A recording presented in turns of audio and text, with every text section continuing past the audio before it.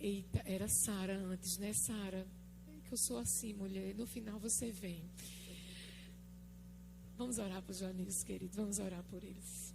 Por eles, Senhor, nós, ainda em Tua presença, Deus, nós Te louvamos, Deus, e nós cremos que o Senhor vai continuar falando conosco. Pai, e usa esse homem que tem se dedicado à Tua palavra, esse homem que tem buscado a Tua presença, e que essa noite ele seja boca profética nesse lugar. Usa com a autoridade do Teu nome, com poder, com graça e favor, e que a palavra ministrada, Senhor, através dos Seus lábios, seja cortante, que divida nossa alma e medula, Pai. E que essa noite continue sendo o que foi esse fim de semana, uma noite de salvação, uma noite de vidas entregues ao Senhor, em nome de Jesus. Amém, amém.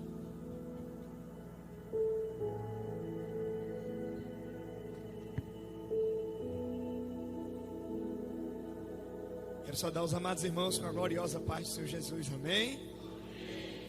Eita glória! Registrar a alegria de estar com esse nosso casal pastoral aqui nessa noite. Estavam viajando, estiveram doentes. Bateu saudade, viu, pastor? Estivemos orando também, pedindo ao Senhor que continue renovando suas forças. Que eu sei que a obra que o Senhor tem nessa cidade é grande. A obra que o Senhor tem nesse país é grande, e por isso também que grandes são os desafios. O inimigo não fica satisfeito em ver um casal abençoado saqueando o inferno todos os dias. E nós somos gratos a Deus. E hoje, ao meio-dia, vi uma postagem do Senhor, encerrando o contexto, e eu comentava com Fabiana. A primeira coisa que ela olhou para mim, ela disse assim: como eu gosto deles. E eu olhei para ela e disse: não é, eu queria ter esse vigor, essa força que eles têm. E a gente, naquele momento, louvava a Deus pela vida de vocês. Meus amados, dizer que essa noite tem sido uma noite de bênção, de alegria. Peço também oração pela minha casa. Hoje não estou com Fabiana, não pude vir ao culto, porque nós estávamos desde cedo. Tem um evento da prefeitura, estávamos participando desse evento, é da coordenação dela. Depois tinha um evento da igreja da minha mãe, então fui lá prestigiar a mamãe, né? Tem que estar lá. Voltei lá, vim para cá agradecer ao irmão Anderson, que nos ajudou nisso aí. E ela não pôde vir, mas minha melhor metade não esteve aqui, mas está orando por mim. E quero dizer a vocês, meus irmãos, que orem pela nossa casa, porque glória a Deus, também sentimos ventos, mas glória a Deus, ele se desfez. Sofremos a força do vento, mas no meio da tempestade, eis que Jesus estava lá. E antes que eu me demore demais, hoje eu não estou vendo nenhum relógio aqui, meu amor, mas até meia-noite a gente termina, amém? Vamos abrir Gênesis capítulo 2, a partir do verso 15 a 17. Quem encontrou, diz aí glória a Deus. Se for jovem, diz Redfire. Acho que a Redfire não está aí não. Redfire está aí. Eita glória. Vamos acordar. Não se preocupe não, viu, gente? Aqui para meia-noite eu termino, é de verdade. Gênesis capítulo 2, verso 15 a 17. Diz assim: e tomou o Senhor Deus o homem e o pôs no jardim do Éden, para o lavrar e o guardar. E ordenou o Senhor Deus ao homem, dizendo: de toda árvore do jardim comerás livremente, mas a árvore do conhecimento do bem e do mal, dela não comerás, porque no dia que delas comeres, certamente morrerás. Texto bem conhecido, né, meus amados? Aí a gente segue no capítulo 3 de Gênesis, no verso de 1 a 4. Vamos mandar um pouquinho mais à frente. Diz assim a palavra do Senhor: ora, a serpente era mais astuta que todas as alimárias do campo que o Senhor Deus tinha feito. E esta disse à mulher: é assim que Deus disse: não comereis de toda a árvore do jardim? E disse a mulher à serpente: do fruto da árvore do jardim comeremos, mas do fruto da árvore que está no meio do jardim, disse Deus: não comereis dele, nem nele tocareis, para que não morrais. Então a serpente disse à mulher: certamente não morrereis. Aí a história vai seguir, no mesmo capítulo 3, vocês vão ler comigo, por favor, lá no verso 14. Diz assim a palavra do Senhor: então o Senhor Deus disse à serpente: porquanto fizeste isso, maldito serás mais do que toda fera, e mais do que todos os animais do campo. Sobre o teu ventre andarás, e pó comerás todos os dias da tua vida. E porém inimizade entre ti e a mulher, e entre a tua semente e a sua semente, e esta te ferirá a cabeça, e tu lhe ferirás o calcanhar. Amém? Meus irmãos, nós estamos numa série de mensagens sobre combatendo a orfandade. E o Senhor me trouxe a meditar nesse texto, que aparentemente pode não ir de cara nos chamando a atenção sobre combater a orfandade, mas se você olhar com um segundo olhar com mais calma, você vai entender que a orfandade começou aí. Esse é o ponto zero. O texto começa dizendo assim, Gênesis 2:14, que o Senhor Deus pôs o homem no jardim para o cultivar. Preste atenção que depois de ter feito o céu e a terra e tudo que era bom, e depois de ter feito o homem, Gênesis vai dizer também lá no 1 verso 27 que o Senhor soprou sobre Adão o seu espírito, o seu fôlego de vida. Então foi o único ser que foi feito de forma diferente, porque com os outros Deus disse faça-se, faça-se, faça-se, mas com o homem ele fez com as suas próprias mãos e soprou o seu próprio fôlego sobre o homem. Então foi da essência de Deus que saiu a formação do homem. Mas aí nós conhecemos muito bem a história. Deus colocou o homem no melhor lugar da terra. Ele não deu ao homem um canto legal. Não, ele deu o melhor. Ele disse: olha, o jardim da terra, que o melhor que tem, eu vou colocar ele lá. Mas aí nós sabemos a história de tudo que aconteceu, e o homem teve que sair do jardim. E aí começou a orfandade. Nós somos feitos de corpo, alma e espírito. E o nosso espírito, ele vai ser eternamente carente. Nós vamos viver eternamente com saudade de um lugar que nós nunca estivemos, o céu. Por quê? Porque nós viemos da essência do céu.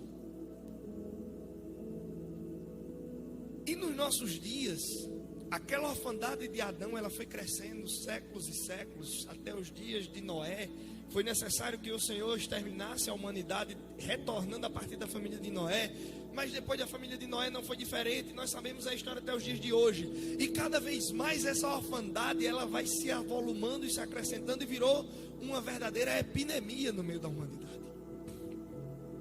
A orfandade que passa pela orfandade clássica, o pastor Jason, glória a Deus por isso, nos trouxe, falando sobre o livro Combatendo a Orfandade, trouxe um ensinamento brilhante, pontual, certeiro, explicando que existe a orfandade clássica, que é aquela em que você não tem ou não teve o seu pai e a sua mãe.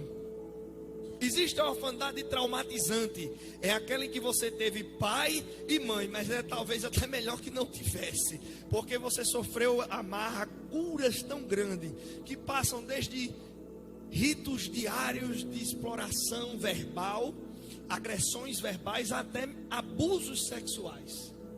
Nós temos isso. Temos também a orfandade criada por subpaternidade. É aquele que teve pai, teve mãe, mas é como se não tivesse. Ele viveu dentro de uma casa sem nenhum apoio.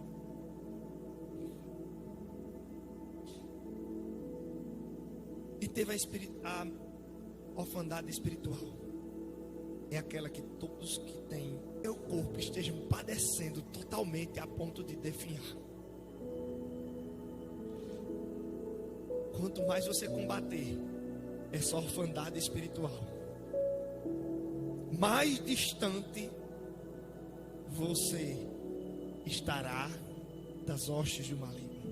Mais perto você vai estar de vencer a orfandade da sua história, aquela que foi impingida pela sua casa, pelo seu lar, pelo seu convívio, pelas circunstâncias N, pelos seus traumas, pela sua história, que só você e Deus realmente sabem. E nisso, importante nessa noite que a gente continue refletindo. Inclusive o pastor Jason trouxe isso sobre consequências da orfandade, seja ela espiritual ou seja ela paternal, maternal. Nós temos consequências com pessoas que têm dificuldades nos relacionamentos. São pessoas que são jovens problemáticos, adultos problemáticos, que não conseguem se dar bem no seu local de trabalho, não conseguem se dar bem na escola, não conseguem se dar bem no lar. Mas isso é fruto de uma história de falta de paternidade tremenda. Seja ela porque não teve pai, seja ela porque o pai existia, mas lhe agredia a sua mãe, seja ela porque ele era ausente e omisso, ou ela era ausente e omisso. E aí fica uma lição muito grande para mim e para você que é pai, para você que é mãe. A responsabilidade do que Deus nos deu. A sua casa é o jardim que Deus plantou. A sua família é jardim de Deus. Os seus filhos são algo para você cultivar. Do jeito que Deus deu, naquele tempo Ele lhe deu. Vai ter hora que vai ser difícil, vai ter hora que vai ter problema, vai ter hora que vai ter confusão, mas você tem que olhar para o céu, olhar para o alto e dizer: esse é um presente de Deus na minha vida, e eu tenho responsabilidade, eu tenho que carregar com muito amor, com muito carinho. Eu não posso abandonar, eu tenho que dar o melhor de mim.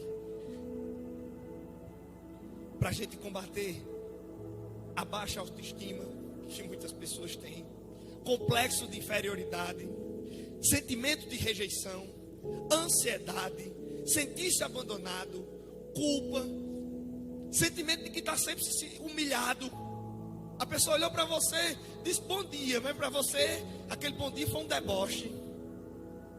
Tantas pessoas têm dificuldade em confiar, porque quando crianças receberam tantas vezes promessa do pai que nunca foi cumprida, ou da mãe, e hoje elas não conseguem confiar em absolutamente ninguém, porque foram enganadas uma vida inteira.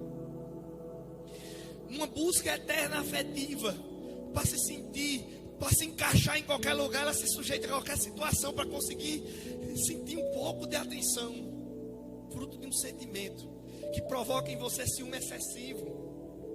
Você acha que sua esposa ou seu esposo a qualquer momento vai te trair, vai te deixar. Ele não está, ou ela não está dando nenhum sinal. Mas você acha todo dia, todo momento você vive preocupado. Você não consegue viver em paz. Você não sabe respeitar as autoridades, porque você entre os 6 aos 11 anos não tinha alguém dentro da sua casa que lhe colocasse ordem, que lhe desse ao mesmo tempo carinho, ensinamento e mostrasse que a disciplina evita que você tenha tristeza e dor. Baixo rendimento acadêmico, comportamento desviado, antissocial, rebelião, ter planos nem perspectiva para a vida, não querer se casar, medo do abandono, viver em função do sonho dos outros, não querer ser pai, não conseguir chamar Deus de pai. Tudo isso é fruto da orfandade.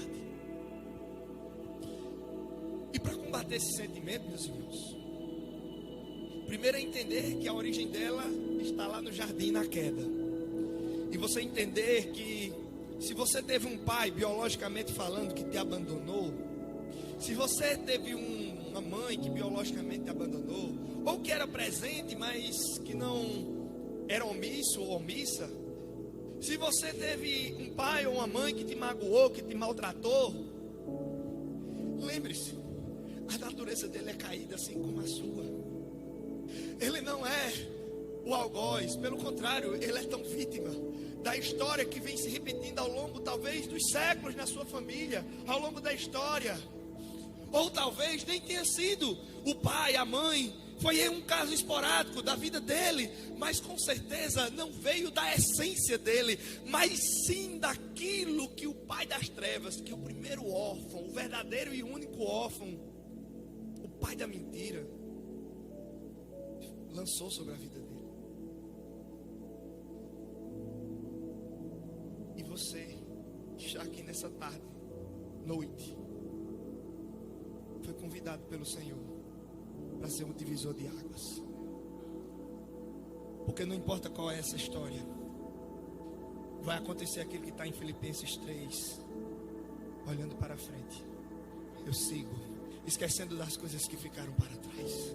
Eu creio.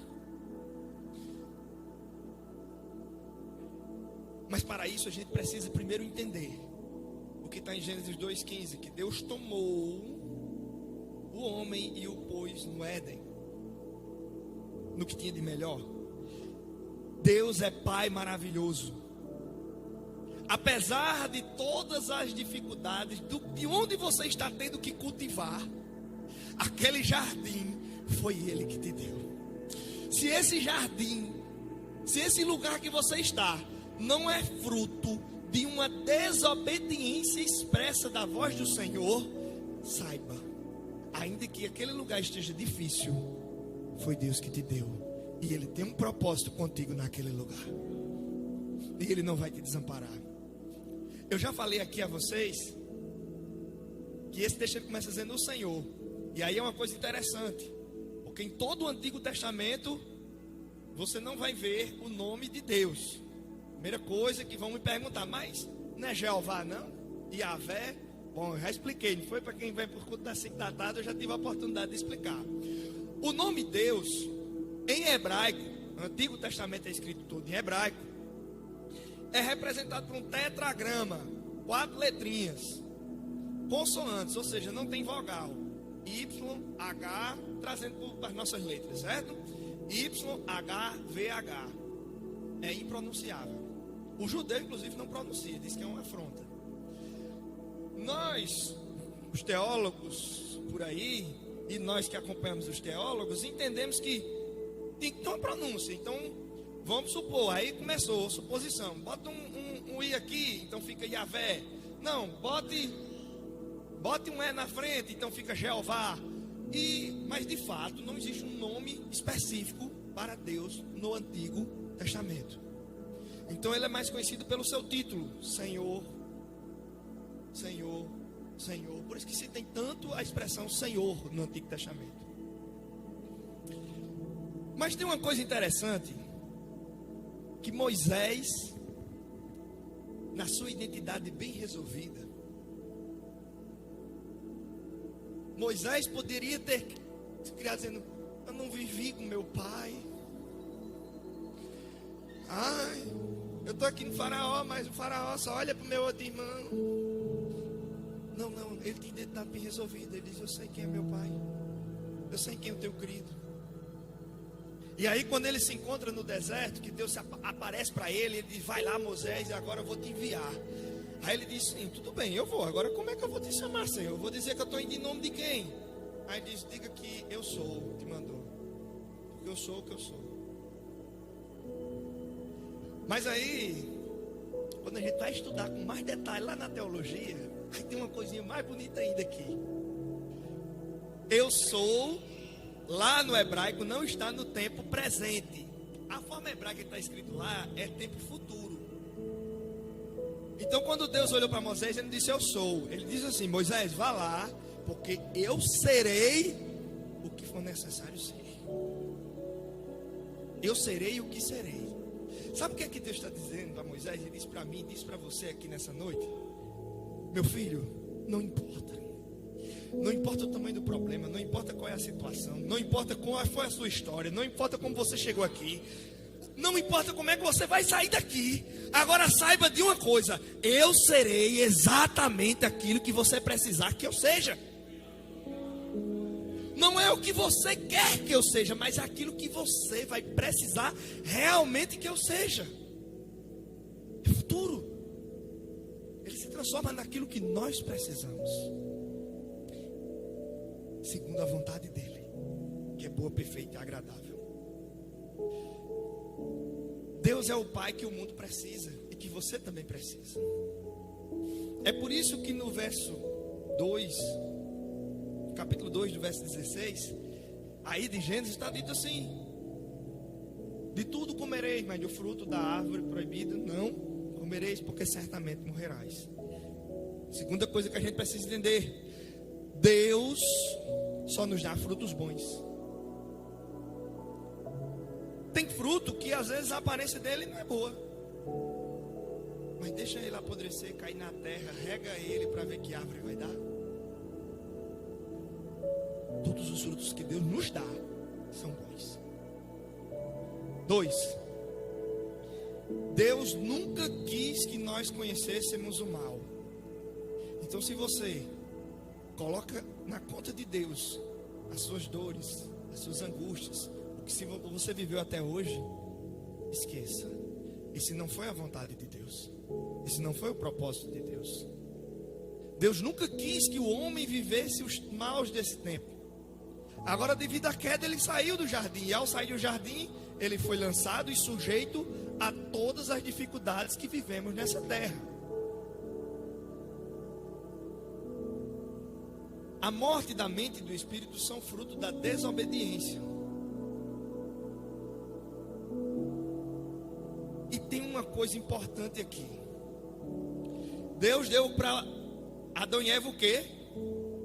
Um fruto. Praticamente todos os frutos. Existia apenas um que era proibido. Aí, Deus hoje de manhã tocou assim no meu coração. O dedo assim e disse: olha, enquanto você insistir em ficar com o que eu não lhe dei, você vai acabar perdendo o que eu tenho te dado. Sabe o que Deus diz pra gente todos os dias? Enquanto você olhar de lado para a família do outro e não valorizar a sua, Deus vai te dar. Você vai perder a que você tem, que Deus te deu com tanto carinho, com tanto amor. Sabe quando você ficar olhando que a igreja A, a igreja B, ou C, que é mais legal, mais bacana, que o teu vizinho é melhor, que a tua casa é melhor, que o teu trabalho de fulano é melhor, que a situação de Cicrano, de Beltrano, porque eu recebi esse ministério, mas está me dando tanta dor e tanta complicação. Ai meu Deus, esse meu filho que eu fiz tudo e ele está me dando esse trabalho todinho. Como é que pode? Deus está dizendo só assim: ei, cuide. Foi o que te dei. Se você não cuidar do que eu te dei e for querer o que eu não lhe dei, você vai acabar perdendo o que eu te dei. Foi o que aconteceu com Adão e Eva. Comeram o fruto que Deus não tinha dado e perderam todos os outros frutos que estavam na mão. Mas e por que isso acontece? Gênesis 3:1 vai explicar. Ora, a serpente era mais astuta do que todos os animais. Mas o que? Astuta. A serpente é o que? Acho que ninguém ouviu não. A serpente ela é o que? Astuta. Aí a serpente é astuta. Chama Eva e diz: vem cá, Eva. Como foi que Deus disse? Como foi mesmo que Deus disse? Pode prestar atenção, o texto vai dizer isso. Olha. É assim que Deus disse. Presta atenção aí. Ela começa a botar o quê? Dúvida. Ela lança a semente da dúvida. Fino. Tem traduções bíblicas que vai dizer que ela é sutil como os outros animais. Então ela vai e põe a dúvida. Quando ela põe a dúvida em Eva, olha a hora aqui para não ir para meia-noite. Aí ela diz: como foi que Deus disse? A dúvida na cabeça de Eva. No primeiro momento, Eva responde com a palavra do Senhor: que não comereis. Ele certamente morreria. Aí a serpente disse: não deu certo, botando na dúvida, eu agora vou para a mentira. Você pode comer, você não vai morrer não. Aí Eva come. Não morre de imediato. Chega para Adão: Adão, tem aquele fruto? Tem. Comi. Aí Adão olha isso aí, não morreu não. Poxa, vou comer também. Não tem dizendo essa frase de Adão não, viu minha gente? Mas subtende-se. O que é que a gente precisa entender? O único e verdadeiro órfão é a serpente, o diabo. Ele sim era filho de Deus. Perdeu essa condição. Não tem remédio para ele. Está condenado. Mas ele não quer ir só. E aí ele trabalha todos os dias em nossa mente para que a gente possa, nos colocando dúvida e usando de todo artifício de mentira para nos tirar. Agora isso só aconteceu porque Eva deu trela. Pode olhar, você vem bem, estou empolgado, vou fazer isso, vou fazer aquilo. Aí naquele meio vem uma semente. Aí aquela sementinha você não cuida de Aí você continua dando trela a ela. Aí depois vem uma situação que nem é a verdade, mas ela parece verdade. Aí você diz, rapaz, é isso mesmo. Mas pode um negócio desse. E eu faço isso, faço aquilo. E foi assim, foi assado. E tá desse jeito. Aí a serpente já laçou a sua mente. Próximo passo, ela vai correr para roubar o que você tem recebido de Deus. Então vigie, igreja. Acorde, igreja. Nós precisamos de combater a orfandade espiritual, lembrando da voz do nosso Pai, lembrando que o nosso Pai fala a verdade. Se Ele disse que morre, morre. E nós hoje sabemos, porque desde Eva até hoje, quantos homens morreram? Me diga se vocês conhecem algum homem na terra que não morreu. Só Eli subiu na carruagem, né? Não experimentou a morte. E Enoque. Mas de lá para cá, fora esses dois, todo mundo morre. Mas aparentemente parecia verdade. O problema é que normalmente os desvios que o diabo provoca na nossa vida, eles não vão provocar consequência de imediato. Ela vai provocar uma consequência a médio e longo prazo. E a gente não consegue ver. O que é que a gente precisa entender? Sermos seguros de si. Se Eva fosse segura de si, ela tinha dito, quando a serpente disse, o que foi mesmo que Deus disse? Esse não morreria. Quando ela dissesse comigo, meu Pai não mente. Eu só confio nele. Nós precisamos de entender que ouvir a voz de Deus é na hora mais difícil, na hora da tentação, que a gente tem que voltar e dizer, olha, minha vontade de Deus é essa, mas eu confio em ti. E eu não vou sair daqui. Por isso. Tem até uma frase muito importante que diz assim: quando estiver muito alegre, não decida. Quando estiver muito triste, não decida. Para que você não tome decisões que depois você vai se arrepender amargamente. Tome suas decisões diante de Deus. Combata a orfandade com Deus. Mas aí eu lhe pergunto: e como é que eu vou combater a orfandade em linhas gerais? Primeiro, possua o problema. O que é possuir o problema? Conhecer. Você precisa. Eu citei aqui, o pastor Jason citou. Se você quiser, me pede emprestado, mas tem desse livro. O pastor Ari tem, Jason tem ele na internet. Leia e procure se entender. Olha, eu tenho isso. Da minha orfandade, eu tenho isso, eu tenho isso, eu tenho isso. Possuir o problema é o primeiro passo. Conhecer-se. Quando você se conhece, e inclusive quando você conhece os que estão perto de você, você começa a ter um olhar diferente. Porque nesses dias eu experimentei umas situações lendo esse livro. Eu disse, meu Deus, eu só não fiquei mais abismado do que o carinho de Deus de me botar para ler. Parece que ele sabia do que ia acontecer. Ele me botou para eu ler, para poder, quando a tempestade chegar no meio do caminho, quando eu disse assim, vou chutar o balde, aí Deus disse, vai não. Aí eu disse, vou não, eu vou ouvir a voz do meu pai. Aí eu me acalmei. Aí eu comecei a entender, eu digo, quanta coisa tem que mudar, assim, para ajudar fulano, cicrano, beltrano. É desse jeito, eu preciso de entender, não é por aí. Se conhecer.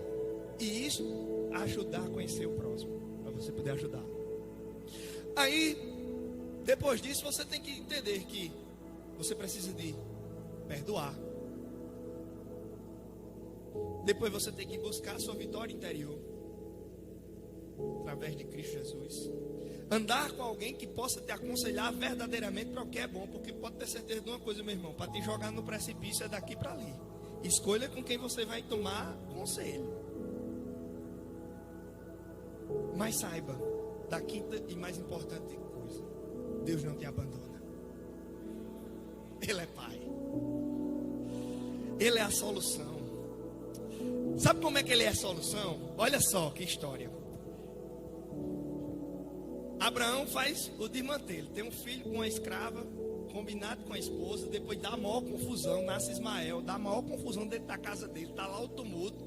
Solução de Abraão: vou botar um menino no deserto. O menino morreu, não tem coragem de matar ele, mas vou deixar ele morrer de fome no deserto. Olha a solução. Êxodo, Gênesis 21.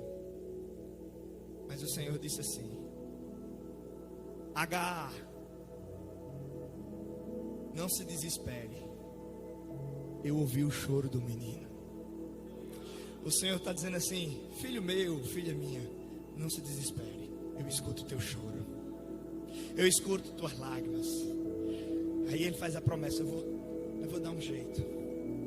Isso vai criar uma confusão no mundo inteiro, mas eu vou fazer dele uma grande nação. Eu não vou desamparar, porque eu sou Deus, eu sou Pai. Confie em Deus, como confiaram as parteiras pro ar. Elas tinham ordem para matar os filhos das hebreias, ordem dada pelo faraó. Se desobedecesse, morria. Mas elas tinham temor e confiança em Deus. E o texto de Êxodo 1, 22, 21 vai dizer que por temerem a Deus, Deus lhe deu famílias. Sabe o que Deus falou comigo? Só, confie em mim. Tome a rédea, fique debaixo da minha presença, ande comigo. Não se preocupe, se tiver hora que você acha que a lâmina vai passar pela sua cabeça, quando você pensar que está tudo desmanchado, eu resolvo tudo e ainda renovo as forças dentro de sua família, como fez com as parteiras. É esse Deus que a gente tem que fazer. Como combater a orfandade? Buscar a Deus. Sabe o que é que Davi fazia? Ele dizia assim: Davi é outro, criado na casa de Jessé como menor. A função de Davi era menor. Todos os textos levam a dizer que Davi não era o queridinho, era o escanteado da família. Mas Davi, lá no Salmo 42, ele diz assim: como as costas anseiam por água, eu te anseio, meu Senhor. Aí eu perguntava: a Corsa é aquele carro, né, da Chevrolet? É, meus amados. A Corsa é um animal como servo, é um cabrito, só que com mais chifre e as canelas mais finas. É um animal silvestre. E tem uma coisa interessante. Aí quando eu fui conhecer a história da Corsa, eu entendi a profundidade desse versículo.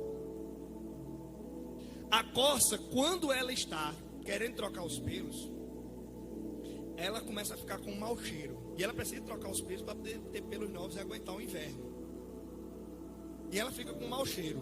Com esse mau cheiro, ela se torna presa fácil dos predadores. Então por que ela anseia por água? Porque ela vai na água e se lava para tirar o mau cheiro. Quando ela tira o mau cheiro, ela se livra dos seus predadores. Ela fica mais distante dos seus predadores. Então Davi queria dizer assim: Senhor, eu sei que a serpente está todo dia falando na minha mente. Eu sei que a serpente está todo dia buscando me tirar de perto de ti.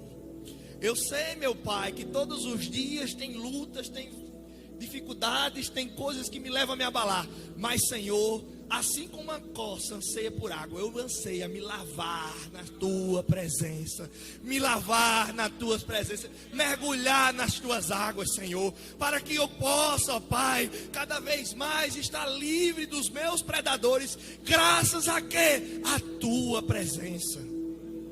Nós precisamos, amados, buscar a Deus com essa ansiedade que a corça tem por água, lembrando que ele é essencial, necessário, todos os dias. E dentro do propósito, você vai curar a sua orfandade, porque dentro do propósito haverá cura. Eu queria falar para vocês uma história de um menino que nasceu sem o braço esquerdo, não tinha uma parte do braço. E ele olhou para a mãe dele e disse: mãe, eu quero ser lutador de boxe. E a mãe olhou e disse: meu Deus, e agora? Mas ela era uma mãe consciente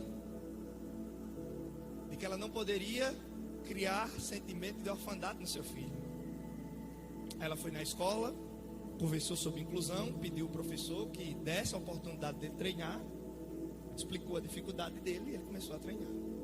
E ele começou a treinar. E um dia marcaram uma luta lá na escola, uma luta treino. Pegaram dois meninos que não era tão, assim, era mediano, né? Para botar a luta, mas botaram a luta para valer, porque ele disse que queria a luta para valer. E aí começa a luta. Primeiro que o ginásio da escola encheu, né? Porque chamou a atenção. E ele, assim, um pouco desengonçado, rodava para um lado e rodava para o outro. E o outro, no início, até meio que brincalhão. E conversa vai, conversa vem. Ele escorrega, dá um murro no menino.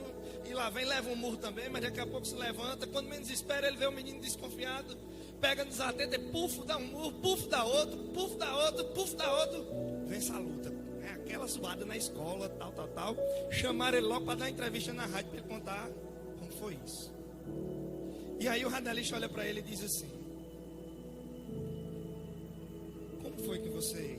Qual é o segredo para essa vitória? Ele disse: porque os meus adversários olhavam para a minha dificuldade e eles não lembravam dos meus treinos. Eles não lembravam daquilo que eu estava me preparando. A minha vitória é porque eu usei aquilo que Deus me deu de melhor. E eu não olhei para a dificuldade que Deus me deixou ter. Eu me esforcei naquilo que Deus me deu de melhor. Eu entendi um propósito de que eu poderia mostrar para muitos coleguinhas meus que não tinham a mesma força de vontade que eu, que eles poderiam vencer. Eu coloquei na minha mente que haveria um propósito nessa minha luta. E foi por conta desse propósito que eu treinei incessantemente. Eu cumpri todas as regras que eram necessárias. Eu fiz todos os esforços que eram necessários. E por isso eu consegui atingir o meu propósito e alcançar e ajudar muitas pessoas na minha escola. A sua fraqueza, eu anotei isso hoje de manhã, pode se tornar o ponto central da sua conquista. Sabe aquele filho que dá problema, que você disse não tem jeito? Vai ser a sua conquista. Sabe aquele marido que você já disse não tem mais jeito? Aí Deus disse: você vai lidar com casais. Eu vou usar a sua história para lidar com casais. Sabe aquele trabalho que você disse não tem mais jeito não, aqui Deus vai. Sabe aquele problema de saúde? Sabe aquele problema da sua mente que você acha que não consegue vencer? Sabe aquela ação ministerial que você disse que não aguenta mais? Aí Deus disse: vai ser o ponto central da sua conquista. Sabe aquela sua orfandade? Aquele ponto de orfandade que você tem? Deus disse: eu vou transformar isso, eu vou curar. E depois eu vou usar essa sua ferida para você ajudar as pessoas. O que se drogava não vai se drogar mais. E vai tirar muitos drogados. Vai fechar a boca de fumo. Vai olhar para jovens que dizem eu não tenho jeito. E vai dizer tem jeito. Olhe para mim. Seja grato. É a última orientação que essa palavra nos dá. Seja grato ao Senhor. Seja grato pela sua conquista. Seja grato pelo que você tem. E aí eu queria fazer uma pergunta para vocês aqui. Suponhamos, né, que eu tenha ganho um prêmio, esteja aí com 1 milhão na conta e tô doidinho para fazer um Pix de 100 mil reais para quem quiser aqui na igreja. Quem é que quer esse Pix de 100 mil reais? Aí levanta a mão. Ixi, tem um bocado de gente que não quer não. Tá bom, vou aumentar.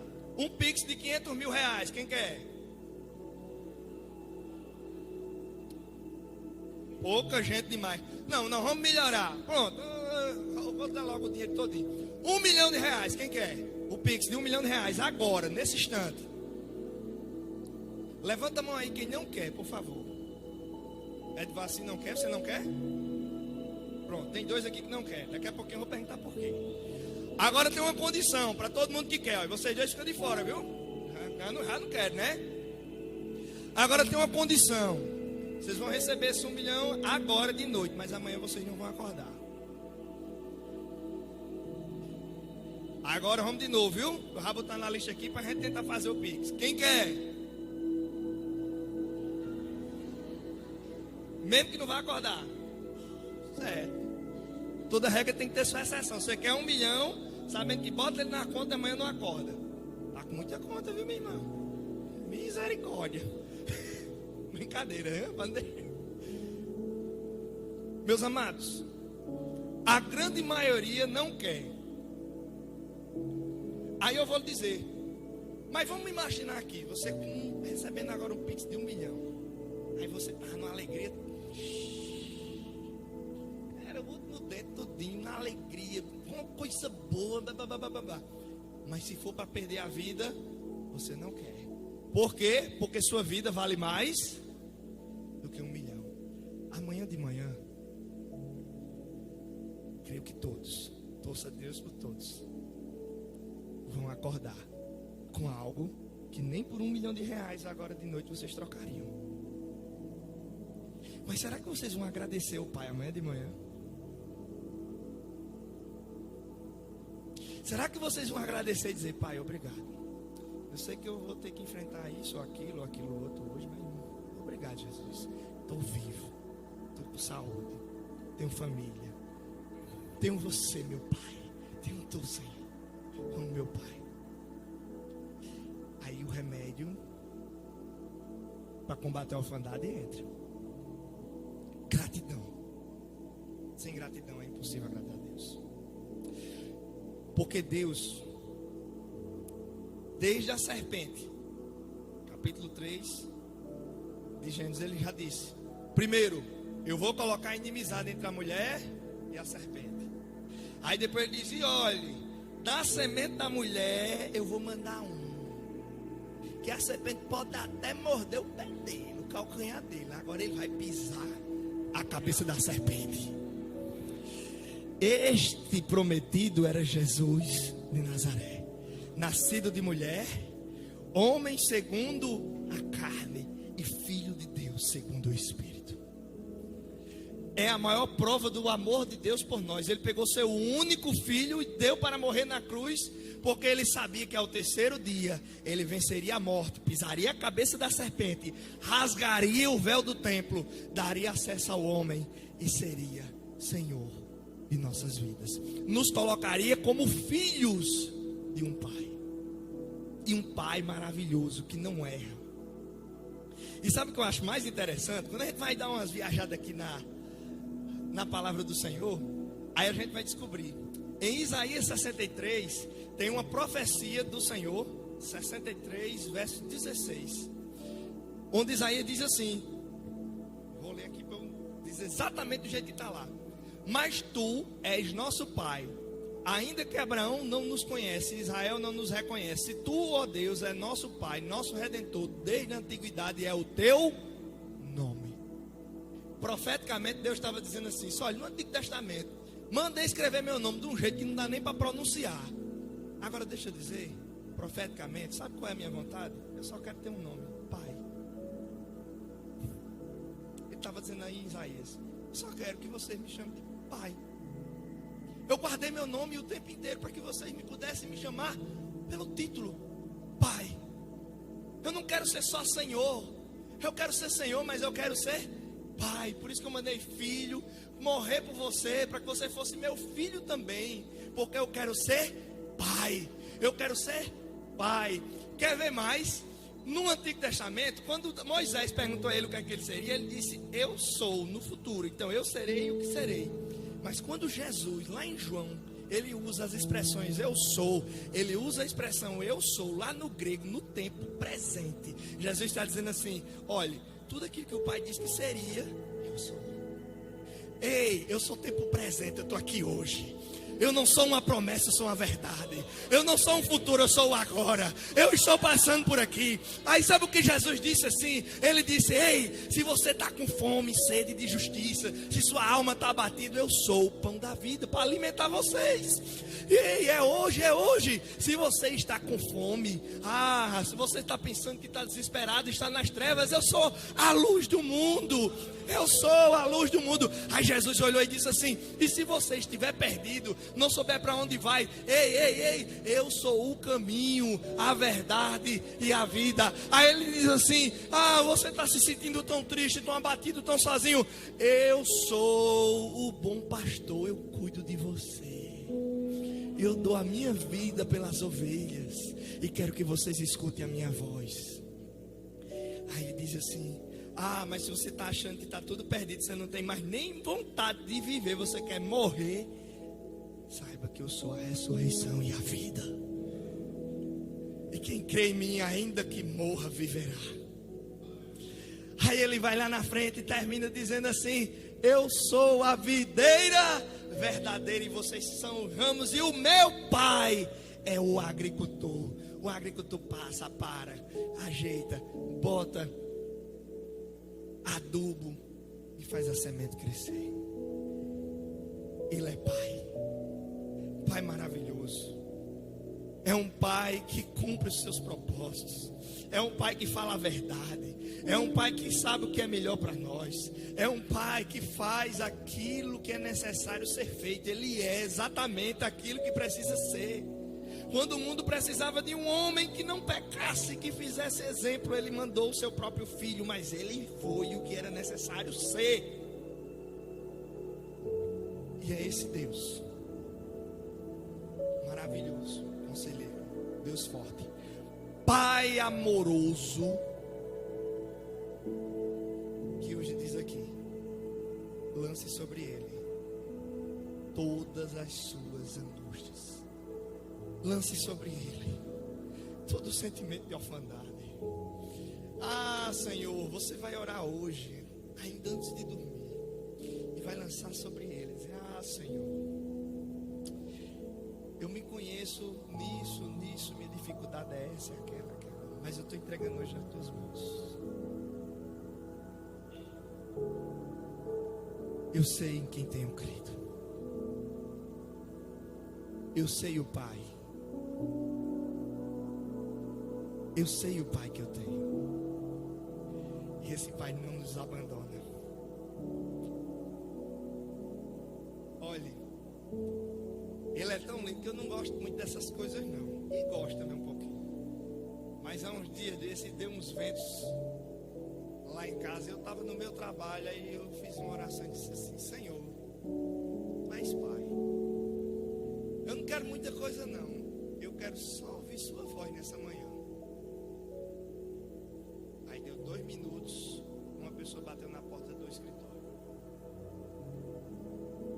Aí a pessoa entrou, eu disse: eu sou missionário, eu posso orar por você? Eu disse: posso.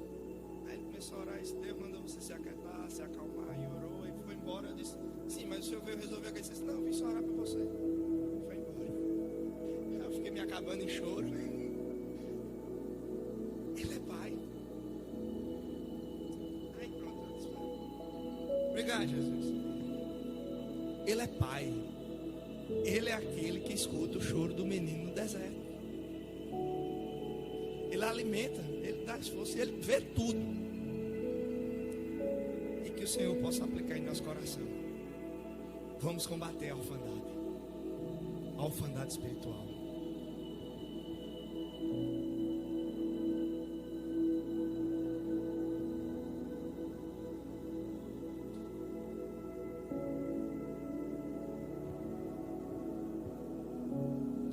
Convidar você a se colocar em pé nessa noite. Queria que você cantasse essa canção juntamente conosco. Essa palavra fortemente aos nossos corações. Ele é um bom Pai. E é um bom Pai que nos ama com um amor incondicional. É um Pai que cuida, que sustenta, que protege os seus filhos. É um Pai que corrige, disciplina. E é um Pai também que perdoa os seus filhos com o seu perdão inabalável, com a sua graça.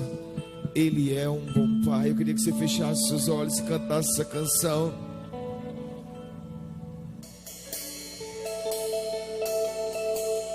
Eu ouvi 1000 histórias de como alguns vêm a ti. Mas eu ouvi tua doce voz da escuridão me dizendo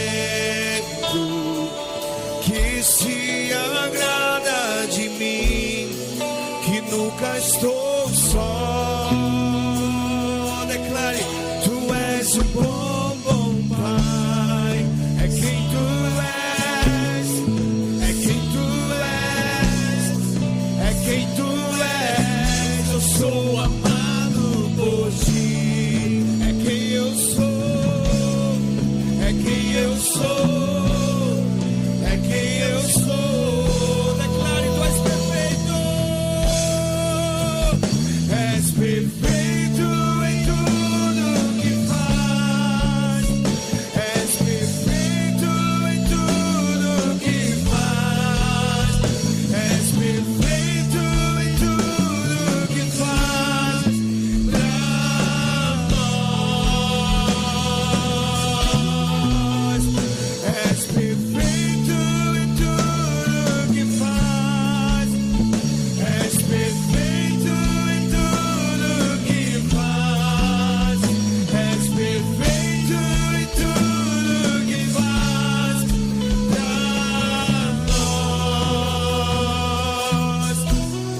és um bom, bom Pai. É quem tu és, é quem tu és, é quem tu és. Eu sou amado por ti. É quem eu sou, é quem eu sou, é quem eu sou. Tu és um bom, bom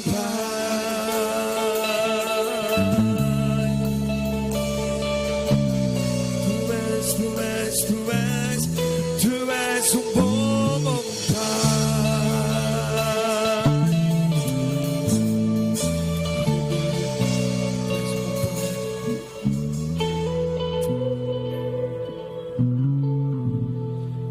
És perfeito em tudo que faz.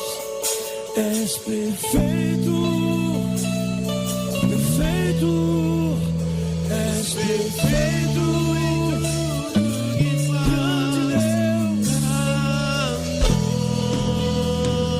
Eu quero pedir, por favor, a mídia, coloque o texto primeiro para mim. 1 João capítulo 3. Eu quero ler com a igreja.